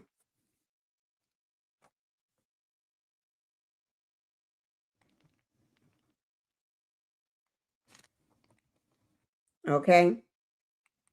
Okay. Y'all know I write. I love to write. Have personal knowledge of someone directly in your friend group having anything to do with Nolan's death? No. After watching the interview, that was the clip that stood out to me the most, and I want to tell you why. But first, I want to point out, I find it very interesting that both of the friends so far have agreed to be interviewed by that particular interviewer. He clearly is not asking questions interested in the truth. He's there helping these young men defend themselves, not even like to push their narrative. Now, I want to be very clear. I am not saying that these kids are guilty of anything, but I am saying that interviewer is not interested in finding out what actually happened. In that clip, he asked the young man, he asked Tristan, did you do anything to Nolan? Or do you know of any of the other friends that did anything to Nolan? It's a very interesting question to ask. If he was in fact interested in the truth, when the young man said no, he would have said, then what do you suspect happened? He would have said, do you know anyone else that might have done anything to Nolan? He would have asked follow-up questions that were leading towards the truth. I perceive the best reason that these kids are most comfortable with him doing the interviews is because he's not actually asking any questions about the truth. Right. He's being very soft and allowing them to push their narrative. Now, as I watch this part of the story, this part of the clip, this part of the interview, I do want to point out a couple of things that as a psychotherapist who makes a living interviewing people, doing sessions with people, there were 2 things that stood out to me that I would be interested in clinically. The first thing, actually there's 3. The first thing is he sat with his arms crossed the whole time. And that is a non-verbal communication of I'm protecting myself. That is a non-verbal way of saying I'm protecting myself from what is here. Your body almost can't help it when you're in situations like this. And these are the sorts of things that we are trained to attend to. The other nonverbal thing that he is doing, and he does this throughout the entire interview, and so did the other friend being interviewed by the same person, is he's leaning away from the conversation, almost as if there's like the conversation itself is a tangible object that he wants to lean away from. So the entire interview, his body language is very stoic and very much leaning away. And that would be something to me that I would note, and I would be thinking, I wonder what is happening here. Another thing that stood out to me, and people, when I talk about the way that as a clinician, I would be thinking about their body language and their voice and the tone in these interviews. Everybody grieves differently, so on and so on. But I'm actually not talking about grief. I'm talking about communication, and more specifically, trauma. Losing someone that you're referring to as your best friend 2 weeks ago, roughly, should impact you and should impact you in a significant way. But here's the real key that is present in this particular interview. You are under suspicion that you were involved, and your friend group was under suspicion that you were involved. Whether you were involved or not, and at this point, only he knows the absolute truth, the presence of fear should be overt. While in this interview, there should be fear. So being asked the question, were you involved, or do you know of anybody else that was involved? There should be some noticeable presence of fear, anger, or some sort of emotion connected to that stressor. Because that should release the chemical in your body known as cortisol that should cause you to demonstrate that you are under stress. So for him to very, very calmly just say no to both of those questions, again, I don't know that he's lying, but I do know that that's unusual. And as a clinician, that is something that I would definitely be noticed. I would definitely be aware of as it was happening when I was interviewing him. And I would definitely want to investigate and ask further questions. I'll say this about this interview, as I said about the previous interview with the other friend. I do not know what the truth is. And I do not know whether these kids were involved or not, but I am very confident that they are hiding something. Follow for more. I'll keep breaking these things down. They are hiding something because they know something. They are hiding something because they know something. They know what happened. In my opinion, And allegedly, they know what happened, and they hiding it. Yes, they are. Ooh, my Lord, I tell y'all, this ain't getting no better. They know what happened to Nolan. And then for them to be threatening, let me see, can I pull it up? And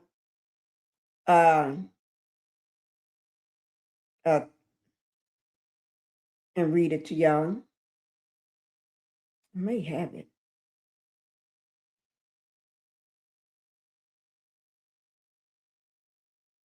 May have it. I don't know. Do I have it or not? I could have sworn I did.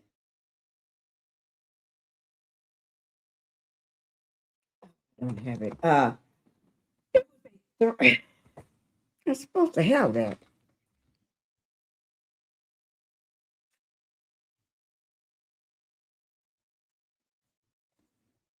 Let me see. But I just know they are hiding something, and it's all linked to. Let me pull Barker back up. Let me pull him up.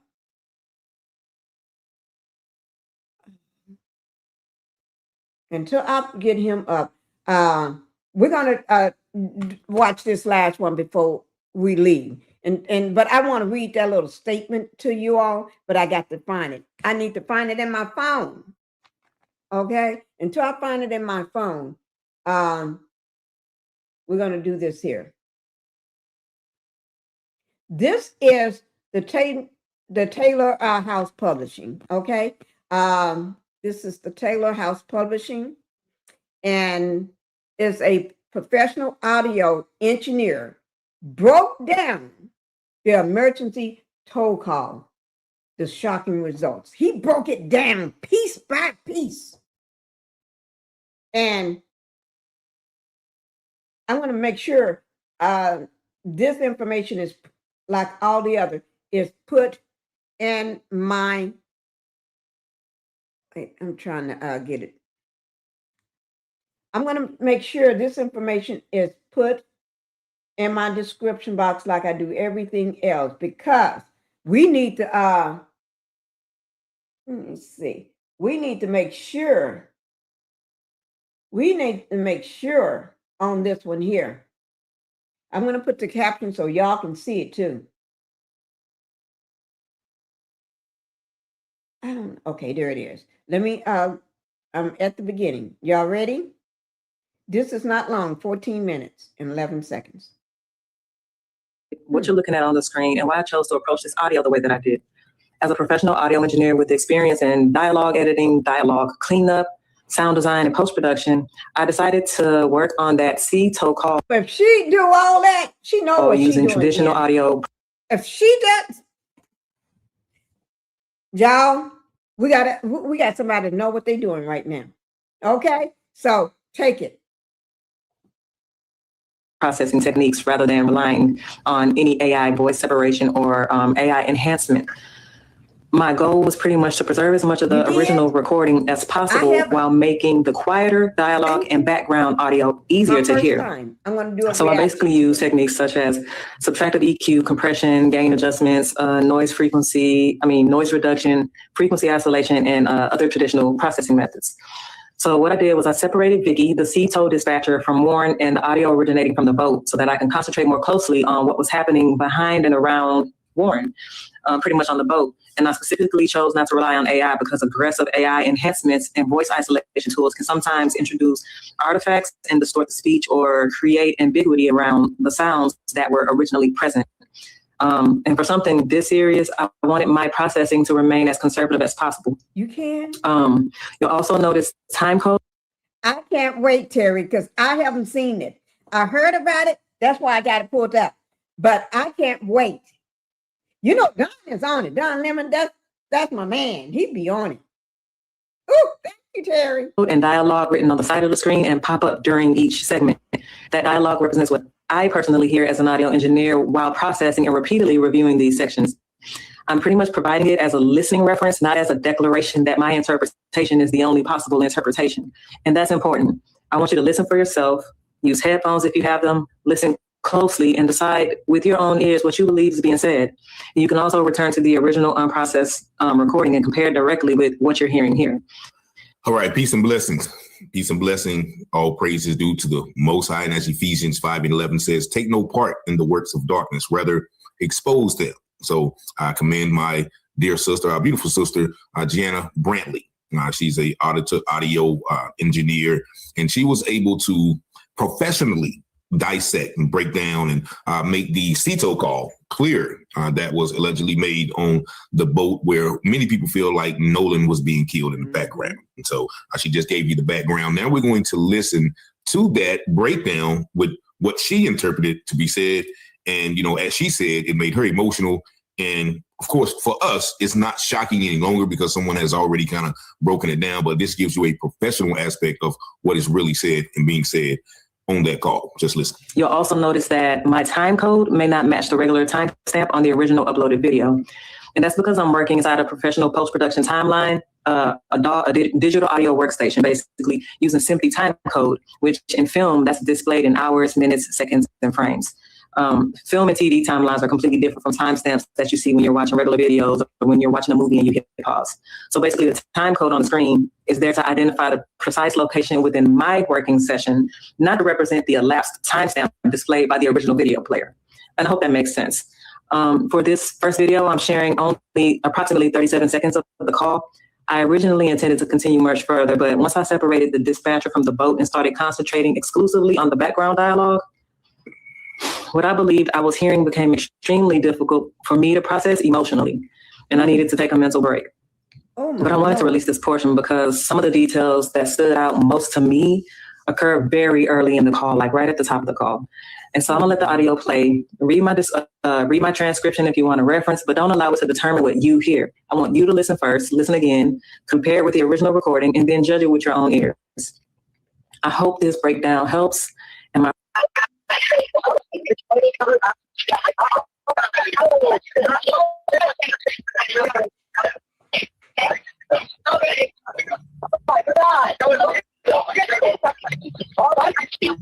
Hey, we're at the west tip of Horn, and our village pump stopped working. We're thinking, can y'all please come? We have a membership. Oh, shut the fuck up! And we'll stop it right there before we listen to it again. As you heard the lady say, I want to hear that part again. Interpreting what she heard, she wasn't able to emotionally process. She was only able to do and perform this exercise on 30 seconds of the call. So hopefully our sister will be able to get more done so we can hear some of the things in the background.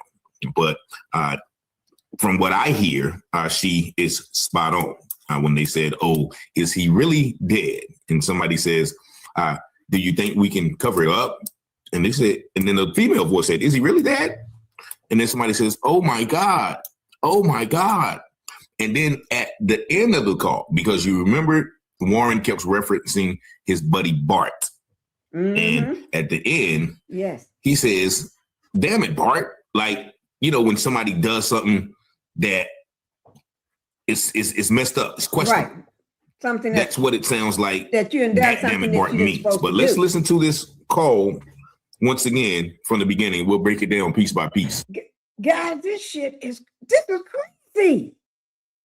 Oh my God, absolutely, Terry. We're way ahead of them. Oh my God. See, and they think we're the dumb ones. Don't know how to do shit. Oh hell, we built this damn country. Oh Lord. Oh my Lord, this is really, now we've been hearing it and seeing and picking up on pieces, but this is it is a little too much. But it needs to be covered. Can we cover it up? Yeah, I thought all about that.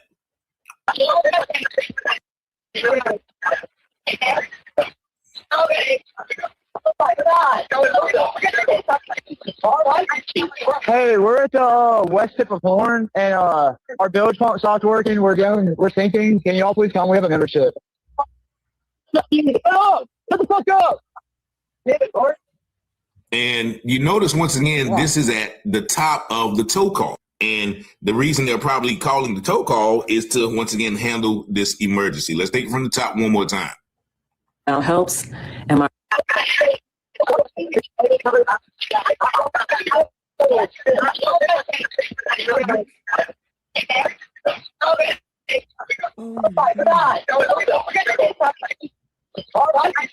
Hey, we're at the west tip of Horn, and our bilge pump stopped working. We're sinking. Can y'all please come? We have a membership. Oh, shut the fuck up! So it's the damn it Martin part for me did at some the shit. end. That's why, remember, I keep telling you, I told y'all in the very beginning, last night, Bart, they've been trying to protect him. His name didn't supposed to come up from nobody. That's why they say buddy, buddy, my buddy, my buddy, my buddy. They've been trying to protect Bart. Bart's dad is a doctor in Mississippi. He's a pain management doctor in Mississippi. Bart is trying to get to the big league. He plays ball for different. He's been playing football, and he also been talked about from ESPN. ESPN, yes, I pulled it up last night. Y'all go and watch that video from last night. Oh my shit, Bart, what did you do?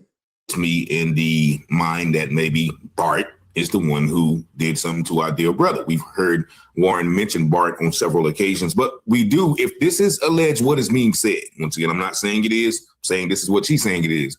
We have at least 3 suspects on the boat. Warren, who's making the call, Wyatt, whose name gets called, and damn it, Bart. And several other people, because remember, I think, somebody released that photo. There was at least 7 people on that boat. And somebody else pointed out to me this right here. If you look at this picture, which is alleged to be the scene on the boat, where once again the boat is quote unquote getting towed, but you see a leg hanging up out the boat, which many people feel is Nolan's. But if you look to the left, that guy looks like he is on the phone. That guy looks like he is on the phone, and then you hear a girl, basically, real close, who you can hear, and then you see another person, in that area. And so to think that this is the point where Nolan, once again, was killed is not far-fetched. If what we hear on that call is true, because they're checking on him and say, is he dead? Is he really dead? Oh, my God. So it's almost like maybe they were just up there torturing him, punching him, and, you're going to be our punching bag until we get home type deal. And then they may have went too far. Allegedly. I'm not saying that this is it, but they're yelling like, get up, like they've been, throwing them down, wrestling with them, elbowing them, whatever the case may be. But of course, the 2 nurses that alleged to have someone had saw the body that was transported said that, he looked like he had been tortured, looked like his face had been burned. And you have to also ask. And I'm going to bring that video up. I did see that video. It was 2 nurses, 2 Black women, nurses. They was talking about the body. Tomorrow we're going to, I'm going to, mark that so we can talk about that tomorrow. I can bring that video up. What's the closed casket? Now, it could be because... Have anybody seen that video about with the 2 nurses? Terry said one is out there doing a whole lot of talking and Bark is in hiding. Yes, because Bark is trying to become pro. He wants to be a pro football player. He's trying to get to the big league. And he's been playing for different colleges and everything. So they're trying to keep, because he's almost there. He's already been featured or talked about on ESPN and everything else. This is Bark. Bark and his family is paying the way for him to get there. So they're supposed to be keeping Bark's name out of it. His name don't supposed to be brought up in nothing. That's why he keeps people refer to him as Buddy. They're Buddy. But we're going to watch the 2. I'm going to try to bring up the 2 nurses video tomorrow. The coroner down there in Mississippi allowed the body to decompose so badly that there was no way to have a closed casket. And I think that decomposition was done purposely to prevent, any of the evidence to support nothing other than drowning. But once again, the question is, if he did drown, I see a lot of people say, what are you, he drowned, he got drunk and drowned. When did he go in the water? He just, after they drove off in the boat and after he walked away from Katie, he just walked into the water right around everybody else and just fell in the water and drowned. And nobody saw nothing. So that is the point that nobody is even addressing, when they do these mock scripted interviews with these people. So they say they got them some evidence and they're going to present it to the grand jury. We are going to wait and see what that evidence is. But once again, many people think that, Nolan was possibly killed by his supposedly friends. And so once again, y'all let me know what y'all think about this new breakdown of the audio. Y'all see the number 919-587-7782. I really thank y'all for liking, watching, and subscribing to this channel. And as always, I pray you have peace and blessings. And as the scripture says, all things. Y'all hear that? Did y'all hear that? Did y'all hear that? That was hard. Did y'all want me to just go back and we listen to that part again before we leave? Let's just go back and hear that part again. Okay? Let me just go back to that part.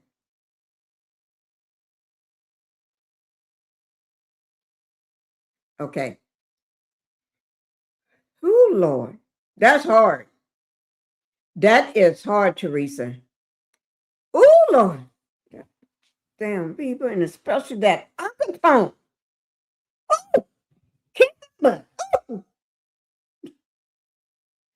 oh, my Lord. Here it is. Okay. We're just going to hear that part again. Okay. Down. Here it is. Helps. And my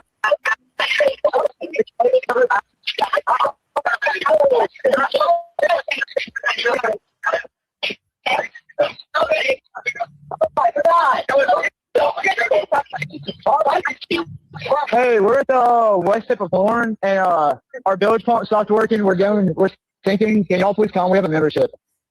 Shut the fuck up! And we'll stop it right there before we listen. Yes, if he. Oh, I don't want to say it. We just saw it. We just saw that. I'm not going to ask. To it again, as you heard the lady.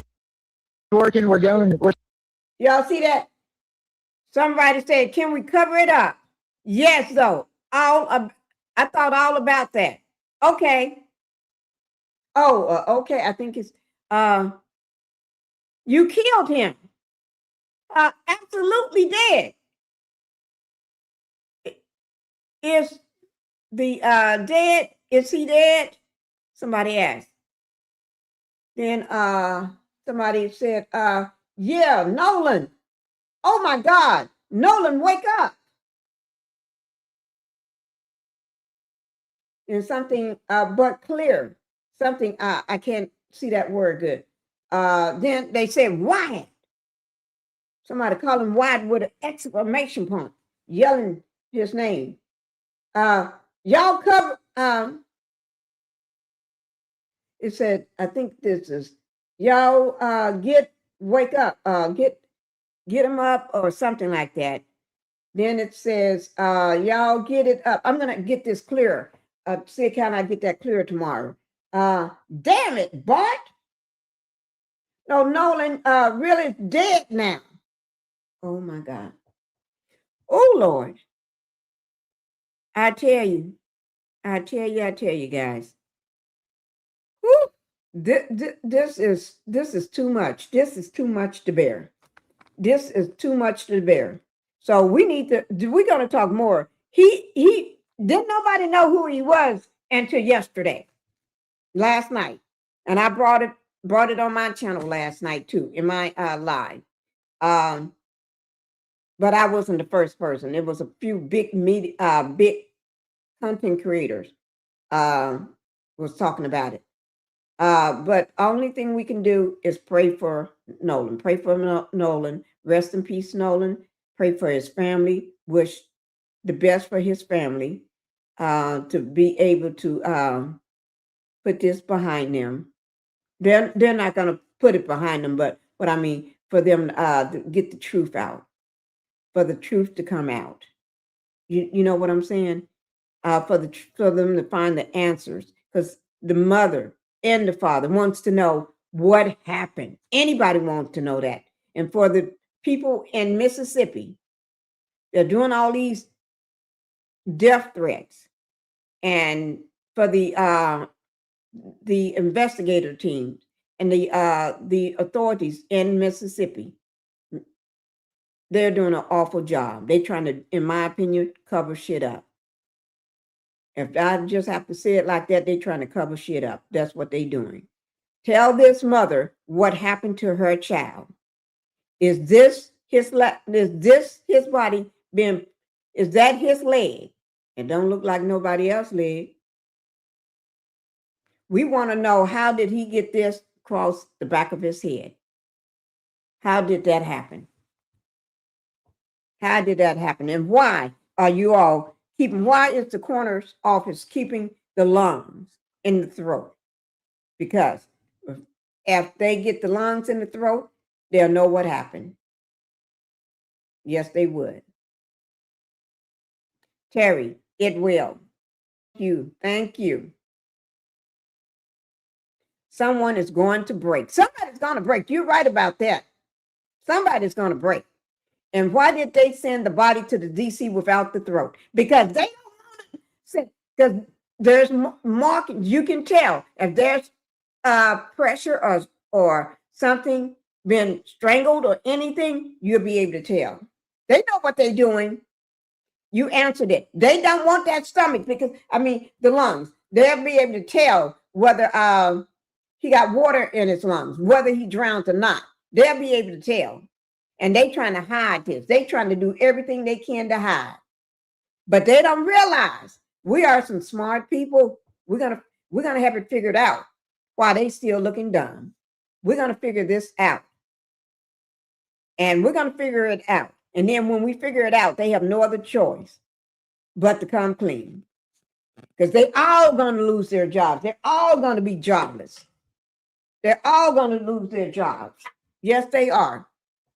They're going to lose their job. You're going to lose your job. I need to put that video up tomorrow. You're going to lose your job. Okay. Thank you guys for being here. Thank you for letting me know some of the stuff I didn't know about the Tatum guy, officer. Thank you for letting me know. I didn't know some of that. And thank you all for the other information that y'all laid up on me tonight. See there, that's how we all work together, because not everybody know everything. Some people have to tell, even me. I can't wait until the mama gets this part. The other people that the medical person loses their license. I can't wait. They all gonna fall. Ooh. Thank you, Lady Leo. They all gonna be falling. You're right. Y'all have a good night. You too, Terry. Thank you, guys. Thank you, thank you, thank you. And I hope y'all enjoyed the live. Make sure y'all hit the like button on your way out the door. Make sure you hit that like button on your way out the door. All right, guys. Bye-bye. And we all got dreams. We all want things. But what you gonna do for it? How you gonna move for it? What you gonna be?